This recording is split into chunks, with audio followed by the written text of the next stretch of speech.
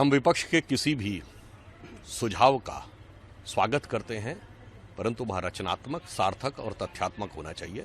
वैसे राहुल गांधी जी ने जो आज जो कुछ कहा है उसमें कुछ भी नया नहीं है। वो उन्होंने अपनी सहज प्रवृत्ति यानी फितरत के हिसाब से बगैर अध्ययन किए, बगैर विषयों की जानकारी लिए हुए प्रेस के सम्मुख आने की अपनी पुरानी आदत के हिसाब से किया है।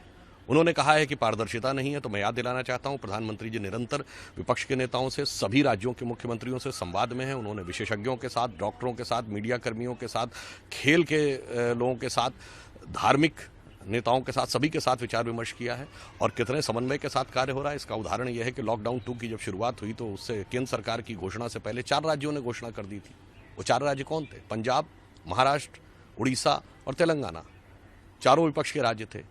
फिर भी यदि उन्होंने जो कहा है, प्रत्यक्ष लाभ हस्तांतरण के द्वारा सरकार जिस बेहतरीन तरीके के साथ कार्य कर रही है, स्वयं जिनसे उन्होंने संवाद किया, अभिजीत बनर्जी जी ने किस प्रकार से उसका स्वागत किया। जहां तक प्रवासी मजदूरों की बात थी तो अभिजीत जी ने अपने बोधन में कहा, मुंबई के रेफरेंस में, कि ये जो कुछ भी है इसमें मुख्य रूप से राज्य सरकार का दायित्व है। पैकेज की बात कही, 1,70,000 करोड़ का पैकेज पहले दिया जा चुका है। जिन लोगों के पास राशन कार्ड नहीं है उनको भी खाद्यान्न सुनिश्चित किया जा रहा है। इतना ही नहीं, यदि आप देखें तो 3 महीने के लिए उज्ज्वला सिलेंडर भी मुफ्त में देने का विचार चल रहा है, विचार कर दिया गया है। राज्य सरकारें अपने अपने प्रवासी मजदूरों को लाने के लिए बात कर रही हैं। अंतर्राष्ट्रीय एजेंसियों ने जिस प्रकार से कार्य किया है, ये सब चीज़ें यदि उन्होंने पढ़ ली होती तो उन्हें ज़्यादा समझ में आता, परंतु दूसरी चीज़ की ओर उनका ध्यान नहीं जा रहा है। इस समय हम चीन के बाद भारत दुनिया का सबसे बड़ा देश है। हमारे यहाँ आज भी 30% लोग गरीबी की रेखा से नीचे हैं। 2/3 जनसंख्या गांवों में रह रही है। 27% लोग निरक्षर हैं। इसके बावजूद हम एकमात्र ऐसे देश हैं जहां सुरक्षा कर्मियों पे और स्वास्थ्य कर्मियों पे हमले हो रहे हैं, जिसके लिए हमें अध्यादेश लाना पड़ रहा है।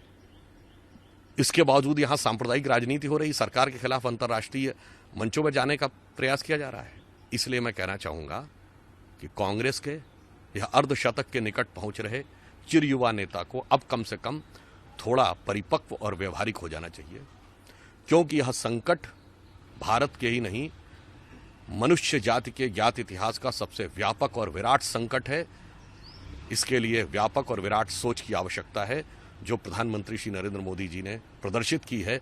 आज की स्थिति ऐसी है, मान लीजिए मध्याह्न के सूर्य को राहु ने ग्रस लिया हो और अंधकार छा गया हो। इसलिए मैं राहुल गांधी जी से अटल जी की इस पंक्ति के माध्यम से एक सुझाव देना चाहूंगा और आह्वान करना चाहूंगा कि भरी दोपहरी में अंधियारा, सूरज परछाई से हारा, अंतरतम का नेह निचोड़े, बुझी हुई बाती सुलगाएं, आओ मिलकर दिया जलाएं। यह समय वाद विवाद का नहीं है, खंडन मंडन का नहीं है, व्यर्थ के वितंडावाद का नहीं है, संयोग और संवाद का है।